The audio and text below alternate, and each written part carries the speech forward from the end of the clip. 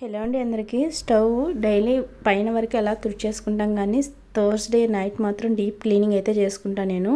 ఇలా నాలాగా మీకు అలవాటు ఉందా అండి? సో డైలీ క్లీన్ చేసుకుంటారా లేదా వీక్లీ వన్స్ ఇలా డీప్ క్లీనింగ్ చేసుకుంటారా? కామెంట్ చేయండి.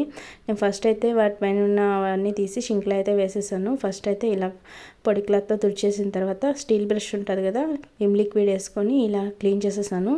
సాఫ్ట్గా ఉన్న చోట అయితే గ్లాస్ పైన రఫ్ చేశాను అనమాట. సో స్క్రబ్బర్తో కొంచెం మురికిగా ఉన్న చోట అయితే నేను ఇలా స్టీల్ బ్రష్ ఉంది కదా వాటితో అయితే రఫ్ చేస్తాను. నేను విమ్ లిక్విడే యూస్ చేస్తానండి, వేరే ఏమీ యూస్ చేయను అనమాట. చూసారా, ఈ విధంగా మొత్తం క్లీన్ చేసిన తర్వాత ఈ గాలా వైప్స్ ఉంటాయి కదా వాటితో అయితే నేను ఇలా క్లీన్ చేస్తానండి.